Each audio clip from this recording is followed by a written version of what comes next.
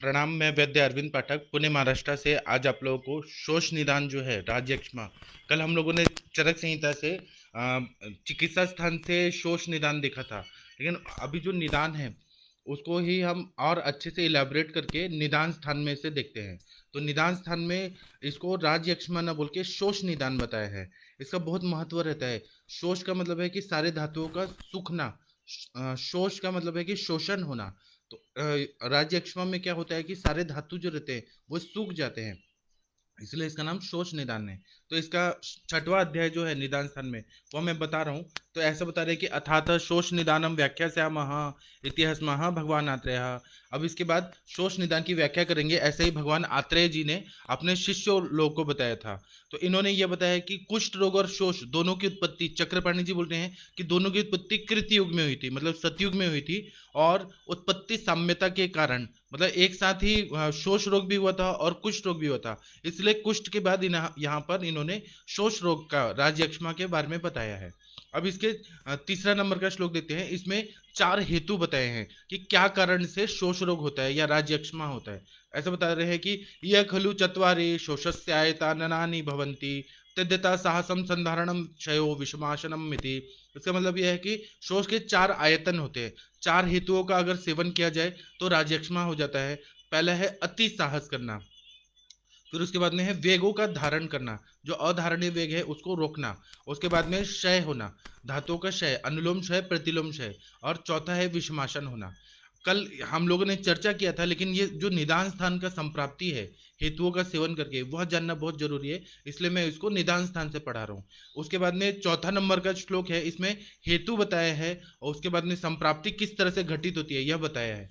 तो ये पुनर्वसु आत्रेय जी अपने शिष्यों को बता रहे हैं कि तत्र, श्लोक नंबर फोर्थ देखिए निदान स्थान का, उसमें ऐसा बता रहे हैं कि तत्र साहसम शोषस्य आयतनम मिति यदुक्तम तदनु व्याख्यास्यामः यदा पुरुषो दुर्बलन ही सन बलवता स विगृह्णाति अति महता वा धनुषा व्यायच्छति जलपति वा वाप्यति मात्रम अति मात्रम वा वारम वद्वहति अप्सु वा पूर्वम चाति दूरम अप्सु वा प्लवते चाति दूरम उत्सादन पदाघातने वा वाति प्रगाढ़म अवसेवते अति प्रकृष्टम वा ध्वानम द्रुतम अभिपतति अभ्यहन्यते वा अन्यद्वा किंचिद एव विधम विषमति मात्रम वा व्यायाम जातमारभते तस्यति मात्रेण कर्मणोः शनयते तस्योरः शतमुप्लवते वायुः स तत्राविस्ता श्लेष्माणम् उरस्थम् उपसंगृह्य पित्तं च दूषयन् विरहत्य ऊर्ध्वम् अधः तिर्यक् च तस्योंशः शरीर संधिना विशति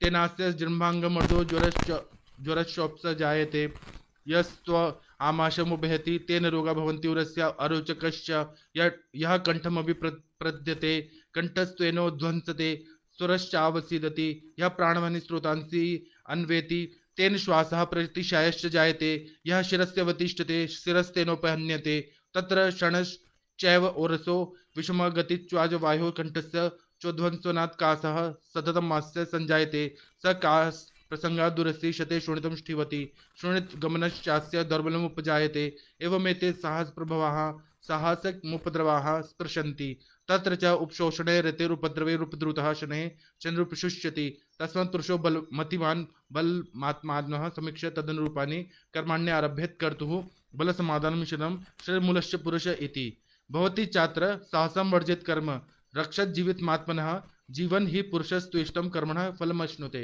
इसका मतलब यह है कि इसमें अति साहस के बारे में बताया है कि अति साहस किस किस तरह से किया जाता है। इन्होंने एक शॉर्ट में एग्जाम्पल बताया है, इसी को हम इलेबोरेट करके आज के परिस्थिति में भी देख सकते हैं।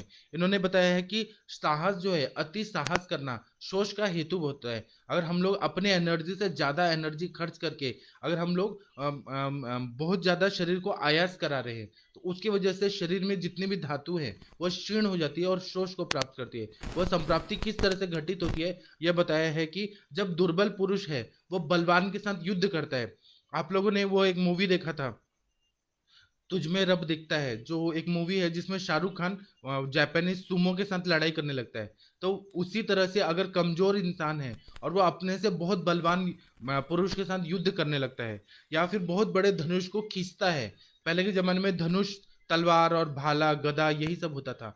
तो बहुत बड़े धनुष को अगर वो खींचता है या बहुत ज्यादा बोलता है दिन भर वार्तालाप करता है, कंटिन्यू करता है, या बहुत ज्यादा भार का वहन करता है, ढोता है बहुत ज्यादा, या फिर क्षमता से अधिक तैरता है, स्विमिंग बहुत ज्यादा करता है, जितनी उसकी कैपेसिटी नहीं है तब भी वह बिना प्रैक्टिस के ही तैर रहा है। उसके बाद में ऊंचाई पे बहुत ज्यादा चढ़ रहा है, बहुत ज्यादा उतर रहा है, फिर पादाघात करवाता है। मतलब पहले के लोग क्या करते थे कि पहले ना लोग ना अपना पैर दबवाते थे, तो पैरों से बहुत ज्यादा चलवाना यह भी शोष का हेतु रहता है। फिर दूर से चिल्लाते हुए आक्रमण करना, जब युद्ध होता था ना तो लोग ना अपना मतलब आक्रोश निकाल के और फिर आक्रमण करते थे। तो ये ज्यादा जोर से एनर्जी लगा के अगर आक्रमण करना यह भी शोष का कारण होता है। फिर दूसरे द्वारा घायल होना, किसी न किसी तरह से इंजुरी होना, इंजुरी होना भी अति साहस के कैटेगरी में आता है। इसी प्रकार के विषम और अति व्यायाम करना, मतलब लोग क्या करते हैं आजकल, क्या करते हैं जिम में जाते हैं और ज्यादा वर्कआउट करते हैं कि हमारा एनर्जी लॉस हो, मतलब कैलोरीज बर्न हो, वह भी अति साहस के कैटेगरी में आता है। तो यह सब अगर बहुत ज्यादा करते हैं ना तो पुरुष के जो लंग्स है वहां पे क्षत हो जाता है, मतलब इंजरी होता है। उधर भी होता है, फुफ्फुस में भी होता है, पूरे बॉडी में भी होता है, इंटरनल इंजरी होती है। यहाँ पर फुफ्फुस को ज्यादा कंसिडर करके बताया गया है। तो यह क्षत हो जाता है। उसके बाद क्या होता है कि जहां पे भी क्षत हुआ है, अब वहां पे वैक्यूम तैयार हो गया है, अवकाश तैयार हो गया है, आकाश महाभूत तैयार हो गया है, वहां पे हवा जाके भर जाती है। और फिर वो हवा जो है, वायु है, वहां पे स्थित जो कफ है, फुफ्फुस में कफ रहता है, तो उसको लेके आती है और वो पित्त को दूषित करती है। मतलब अपना जो उसका दोस्त है पित्त और कफ, उन कफ भी दूषित है, पित्त भी, तीनों दोष एक दूसरे के दुश्मन भी हैं और दोस्त भी हैं। तो वो पित्त को निकाल देती है और उसके बाद में ऊपर नीचे और तिरक दिशाओं में वो फैल जाते हैं और फिर गमन करने लगते हैं। उसके बाद में वही वायु दोषों के साथ दुष्टि होने की वजह से संधियों में प्रवेश करता है। तो जिस अंश में जहां जहां जहां संधियां होंगी उसको वो ढीला कर देगा। उसके बाद में इसकी वजह से जिम्भाई आने लगता है, जृंभा आने लगता है, अंग मर्द मतलब मर्दन करने की तरफ पेन होने लगता है, बहुत ज्यादा बॉडी एक होने लगता है। उसके बाद में ज्वर उत्पन्न हो जाता है, इंजरी होगा तो इन्फ्लेमेशन होगा, इन्फ्लेमेशन होगा तो बुखार रहेगा, यह हो जाता है। उसके बाद में वही वायु अगर आमाशय में जाती है तो उरो रोग और अरोचक, मतलब खाना खाने का मन नहीं करता है, ऐसी बीमारियां होने लगती है। फिर कंठ के आश्रित होगा तो कंठ में वो बैठ जाता है, तो स्वर भेद, स्वर क्षय, कंठोध्वंस, ऐसे सिम्टम आ जाते हैं। वही जब प्राणवायु स्रोतस में आश्रित होती है तब श्वास प्रतिशय ऐसे प्रॉब्लम शुरू हो जाते हैं। उसके बाद में उर्शत होता है तो वायु की विषम गति होती है, उसकी वजह से कंठ विकृत होने की वजह से खांसी बार बार आती है। आप लोगों ने टीबी के पेशेंट देखे होंगे, ट्यूबरकुलोसिस के, कि उनको बहुत ज्यादा खांसी आती है, तो उनका हेतु यही रहता है, अति व्यायाम करना, अति श्रम करना, अति साहस में कोई भी काम कर दिया जाता है तो उसकी वजह से। अब यह रात्रि जागरण की वजह से भी हो सकता है, रात्रि जागरण कर रहे हैं, बहुत ज्यादा पढ़ाई कर रहे हैं, उसकी वजह से भी यह राजयक्ष्मा हो जाता है। उसके बाद में ज्यादा खांसते खांसते खांसते खांसते क्या होता है कि उर में अंदर चेस्ट में अंदर ही अंदर छत हो जाता है और उससे खून आने लगता है। और ज्यादा जब खून आएगा तो दुर्बलता आने लगती है, वीकनेस आने लगता है। तो ये सारे साहसजन उपद्रव जब हो जाते हैं तो उसकी वजह से पुरुष न सूख जाता है, खून की कमी हो जाती है, और मेन यहाँ पर मांस धातु जो रहता है वह कम हो जाता है, तो इंसान बहुत पतला हो जाता है। इसीलिए पुनर्वसु आत्रेय जी बोल रहे हैं कि साहसम वर्जिए, अति साहस को वर्ज्य करना है। कर्म रक्षा जीवात्मात्मन, अगर आत्मा को और मतलब जीवित रखना है हमारे शरीर को, आत्मा को मतलब आत्मन, आत्मा नहीं आत्मन, मतलब अपना बल को देख के ही कोई काम करना चाहिए। मेरी कितनी कैपेसिटी है यह जान के ही अति साहस करना चाहिए, अगर कैपेसिटी नहीं है तो नहीं करना चाहिए। और शरीर के बल,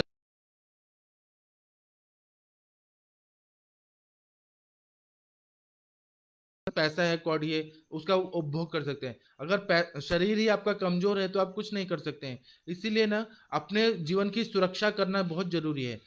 हम लोग को भगवान ने जो शरीर दिया है, मानवीय काय जो शरीर दिया है, ये बहुत इतने 84 लाख योनियों के बाद आया है, तो इसकी रक्षा करना हमारा परम कर्तव्य है। हमें मतलब ऐसा काम कभी नहीं करना चाहिए जो हमारा शरीर को नुकसान दे।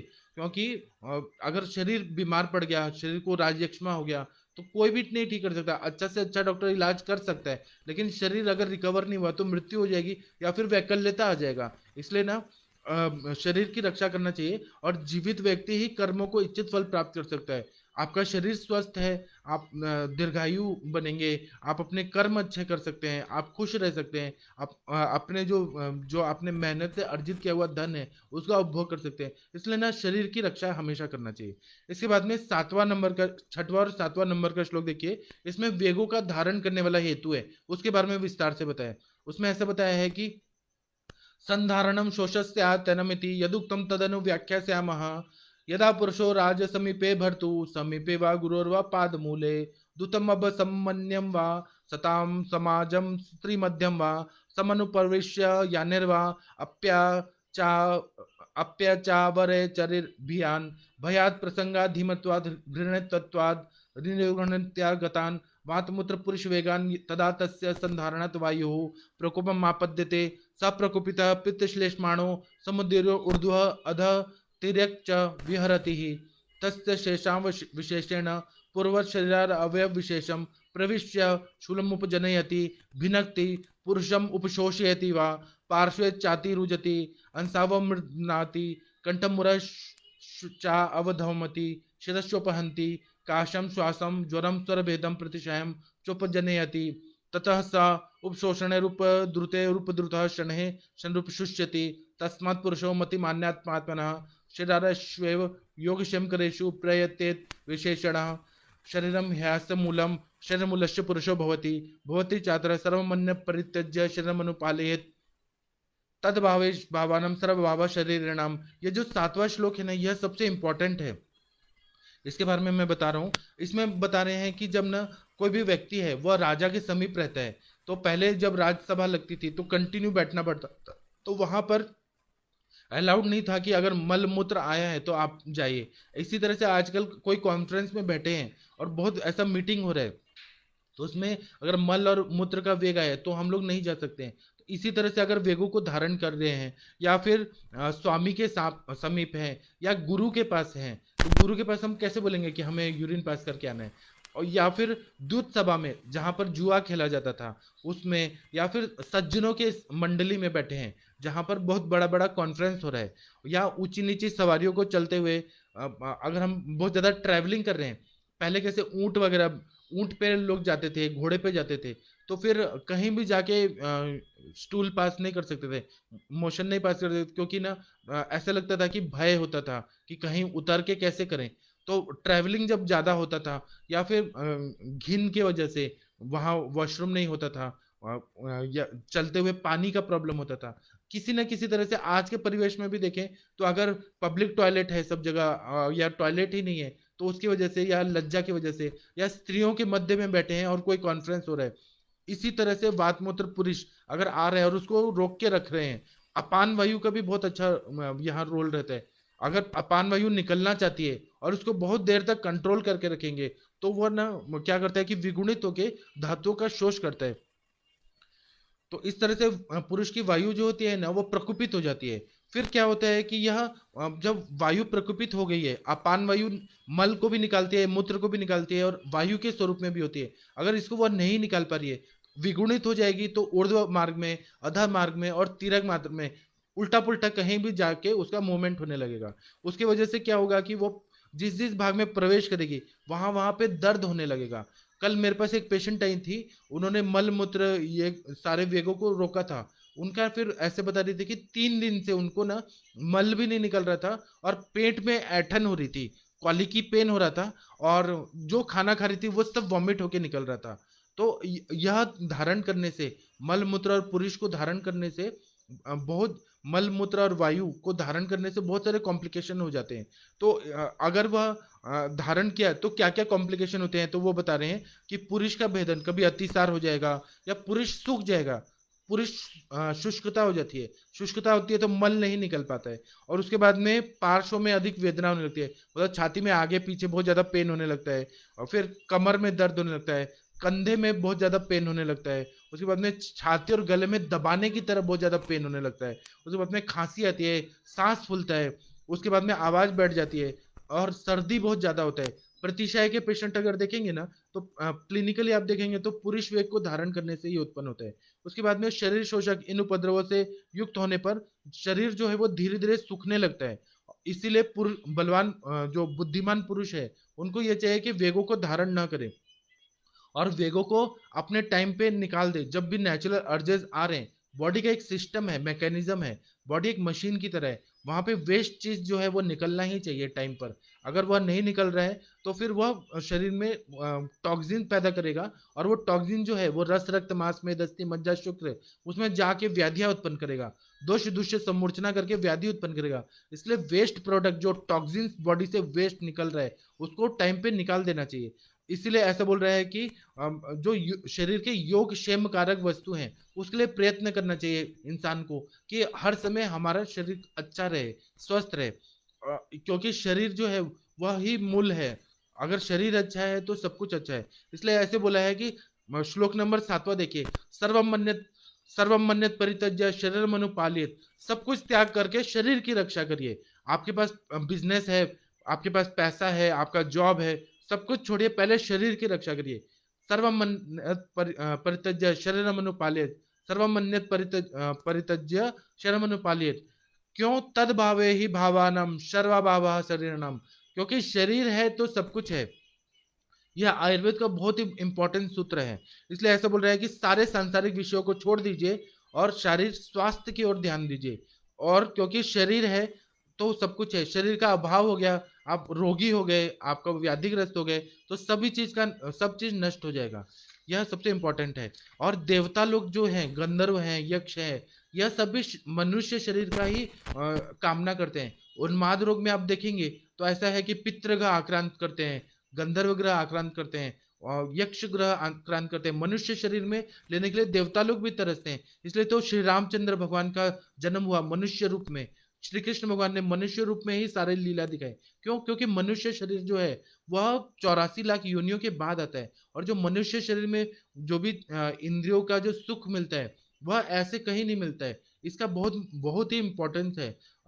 उन्माद में आप लोगों ने पढ़ा है कि जो भी यक्ष ग्रह, पितृ ग्रह, गंधर्व ग्रह यह आक्रांत क्यों करते हैं? क्योंकि उनको रति की इच्छा होती है, मतलब सेक्स करने की इच्छा होती है, हिंसा करने की वजह से, या कोई ऐसा चीज उनको प्राप्त करने की इच्छा होती है, तो मनुष्य शरीर में वो लोग प्रवेश कर जाते हैं। इसलिए अपना जो शरीर है ना, ऐसा ना, उसकी रक्षा करनी चाहिए और अपनी जिंदगी को कभी निराश नहीं होना चाहिए। आपको जिंदगी में कभी सफलता भी मिल रही है कोई कारण से तो दुखी नहीं होना है। हमारा शरीर अगर निरोगी है तो हम लोग फिर कल कमा लेंगे, इसमें क्या है। उसके बाद में धातु शयजन्य यक्ष्मा का हेतु बता रहे हैं और संप्राप्ति बता रहे हैं। श्लोक नंबर जो है 8वां है, उसका पहला थोड़ा भाग है, उसमें हेतु बताया है फिर संप्राप्ति बताया। इसलिए ऐसा बता रहे हैं कि शय शोषस्तायतनमिति यदुक्तम तदनु व्याख्यास्यामः यदा पुरुषो अतिमात्रम शोक चिंता परिघत हृदयो भवति हर्षोत्कर कंठा भय क्रोधाभिर्वा समाविश्यते कृशोवासन रुक्षान्न पान्न सेवी भवति दुर्बल प्रकृति आहारो अल्प आहारो वा भवति तदा तस्य हृदय स्थायी रसः क्षयमुपेति स तस्योपशया शोषम प्राप्नोति अप्रीतिकर चानुबद्धते यक्ष्मणा यथो उपदेक्ष्यमाण रूपेण। इसका मतलब है कि क्षय जो है वह भी, धातुओं का क्षय होना भी शोष का कारण होता है। इसकी व्याख्या ऐसा कर रहे हैं कि जब पुरुष ना बहुत ज्यादा स्ट्रेस में होता है, बहुत ज्यादा शोक में होता है, भय में होता है, उत्कंठा में होता है, ईर्ष्या में होता है, द्वेष में होता है, क्रोध में होता है, मानसिक जो विकृतियां हैं उसकी वजह से पुरुष ना खाना नहीं खाता है ठीक से, टेंशन की वजह से, तो वह रुक्ष अन्नपान का भी बहुत ज्यादा सेवन कर रहा है, घृत का सेवन कम कर रहा है, तो उसकी वजह से दुर्बल प्रकृति का होने की वजह से उसका ना खाना भी कम कम खा रहा है, टेंशन की वजह से खाना ही नहीं खाया जा रहा है।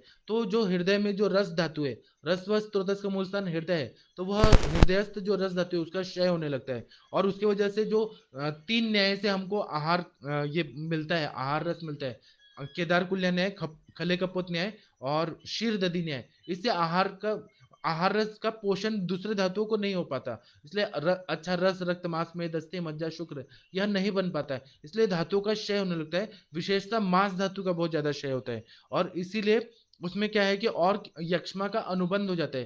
पहले शोष होगा, उसके बाद में यक्ष्मा जो व्याधि है उससे वह पेशेंट ग्रसित हो जाता है।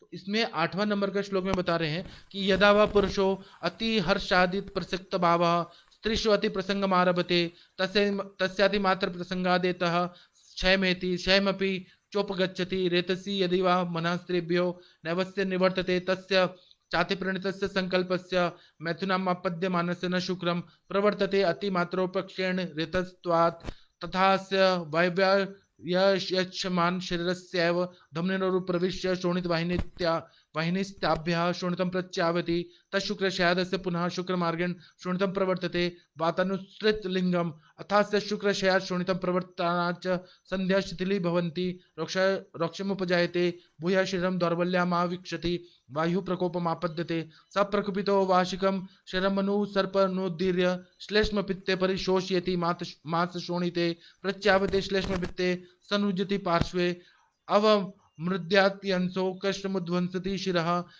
श्लेष्माणुक्लेश्य प्रतिपूरयति श्लेष्मणा संदिश प्रपीडयन् करोत्यङ्गमर्द अरोचक अविपाको च पितृश्लेष्माणोत्क्लेशात् प्रतिलोम गत्वा च वायुज्वरः ज्वरं कास श्वासं स्वरविधं प्रतिशयं चोपजनयति स कास प्रसंगा दुरसिष्यते शोणितंष्ठिवति शोणित गमना चास्य दौर्बल्यमुपजायते तथा स उपशोष शोषणे रूपद्रवेत रूपद्रुतः शनैः शनैः रूपशुष्यते तस्मात् पुरुषो मतिमात्मानः शर्मनु रक्षं शुक्रमनुरक्षेत् पराह्येष फलनिवर्तः राहारस्येति भवति चात्र आहारस्य परमं धामं शुक्रं तद्रक्ष्यात्मात्मनः श्रेयो ह्यस्य बहून् रोगान् मरणमान् यच्छति। इसका मतलब यह है कि अगर कोई पुरुष जो है वह बहुत, एक तो इन्होंने एक हेतु बताया प्रतिलोम क्षय का कि पुरुष जो है वो टेंशन में है, कोई ना कोई मानसिक विकृति की वजह से खाना नहीं खा रहे, तो अनुलोम क्षय हो रहा है। अनुलोम मतलब क्रम से रस रक्त मांस मेद अस्थि मज्जा शुक्र, इसका क्षय हो रहा है।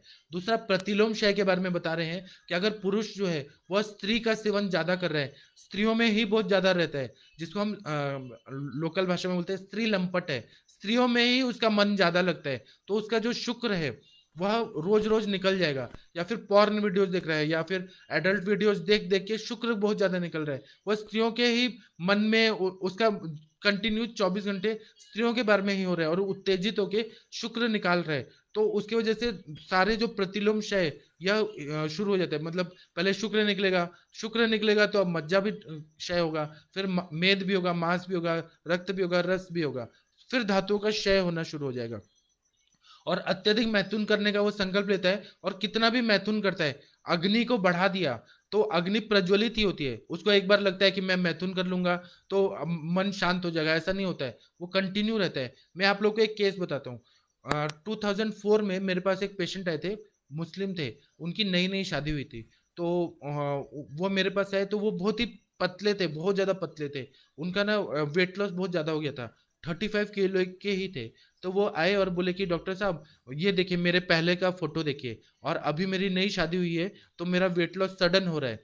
मैंने जांच कराया तो मुझे एड्स तो नहीं निकला लेकिन टीबी के सिम्टम आ रहे हैं, खांसी बहुत आ रही थी और खून की भी मतलब ऐसे ये हो रहा था, मतलब खांसते खांसते खून भी आ रहा था। तो मैंने उनका हिस्ट्री वगैरह देखा तो पता चला कि उनकी नई शादी होने के बाद ही उनका वेट लॉस होने लगा। तो फिर मैंने पूछा उनको ऐसे ही बात करते करते कि आपका कितनी बार ये होता है, इंटरकोर्स कितनी बार होता है? तो उन्होंने कहा कि मेरी वाइफ को 6 बार चाहिए डेली। अब 6 बार, क्योंकि वो अत्यानंदा योनिवापत का केस थी, वो मतलब सेक्सुअल मेंटल डिसऑर्डर जो होता है वो थी। तो मैंने उनको कहा कि आप वर्ज्य करिए, थोड़ा दूर रहिए अपनी वाइफ से। बोले नहीं ऐसा नहीं होता है, मेरी वाइफ को रोज चाहिए ऐसा। तो वो पेशेंट ना मैंने कहा मैं ट्रीटमेंट करूंगा, आप आइए, मेरा इतना इतना फीस है। तो वो पेशेंट नहीं आए, बाद में पता चला कि वो 3 दिन के बाद ही उनकी डेथ हो गई। तो जो हृदय में जो ओज रहता है उसका क्षय होता है, हार्ट अटैक आके इंसान मर जाता है। धातुओं का क्षय भी अति मात्रा में 6 6 बार अगर शुक्र निकलेगा तो इंसान जीवित थोड़ी ना रहेगा, वो तो मरेगा ही। इसी तरह से इसलिए ऐसा बोला है कि इतना ज्यादा शुक्र नहीं निकलना चाहिए। शुक्र जितना रहता है उतना शरीर का आयुष्य बढ़ता है। पहले के जमाने में लोग जो थे ना वो ब्रह्मचारी रहते थे, जब उनको टाइम आता था, मतलब संतानोत्पत्ति करने का एक टाइम रखता था, तभी वो लोग ये करते थे, या वाजीकरण औषधियों का प्रयोग करके ही मैथुन करने के लिए जाते थे।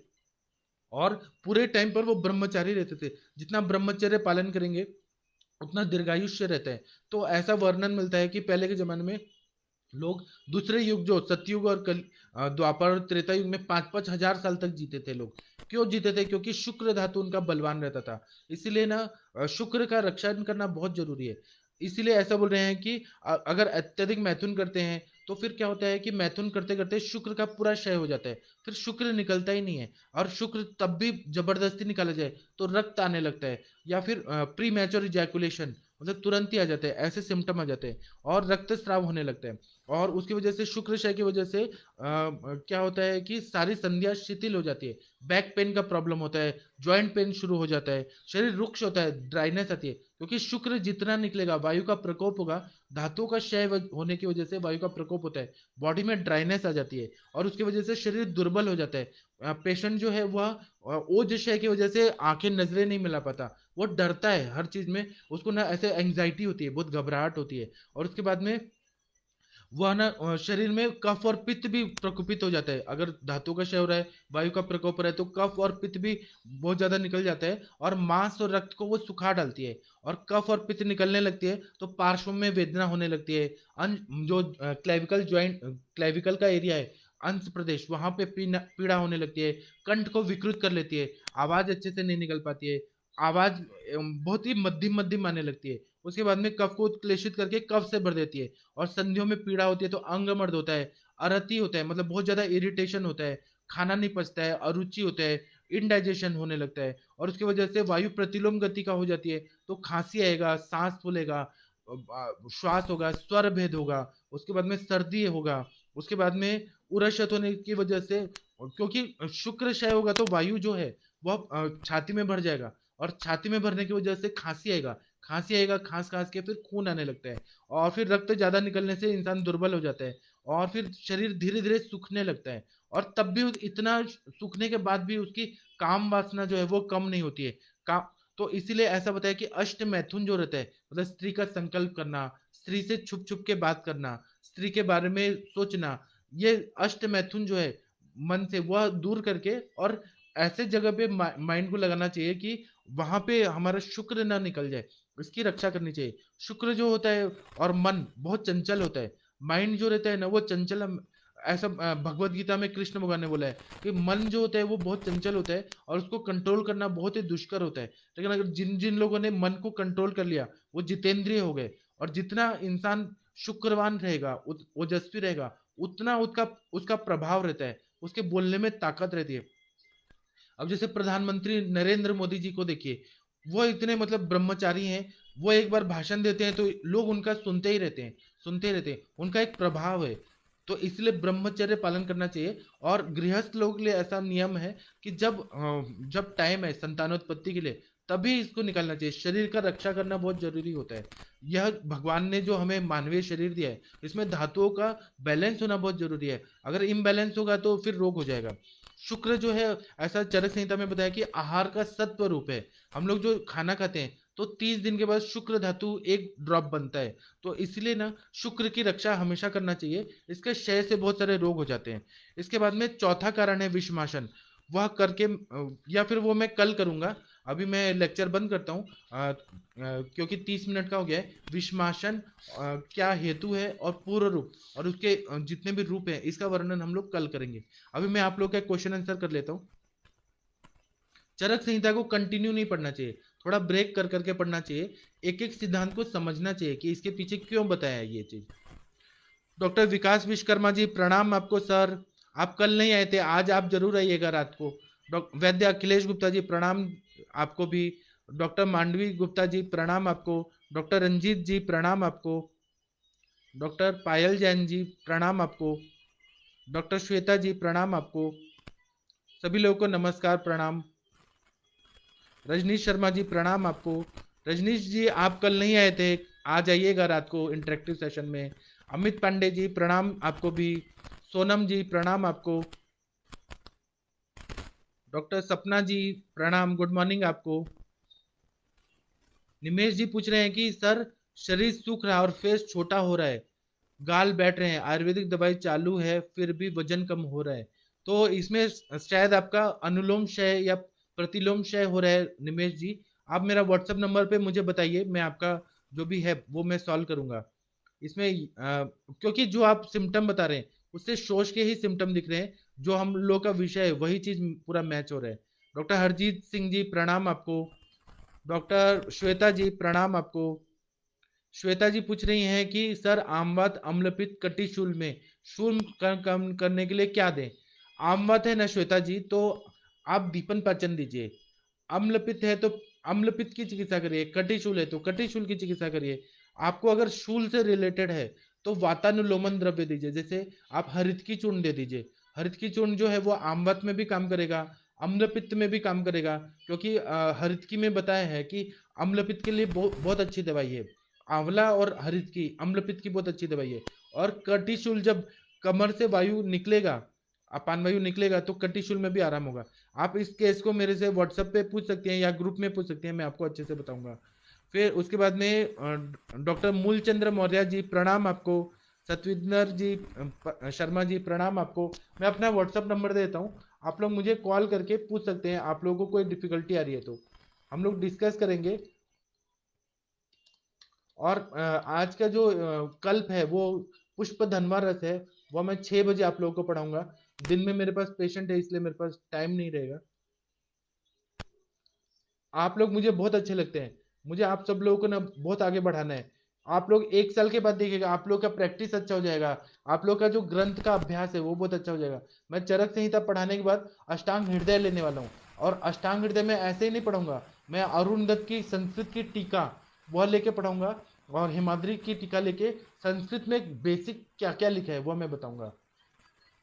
जी मैं दे रहा हूँ अपना। डॉक्टर तेजस मोदी जी प्रणाम सर।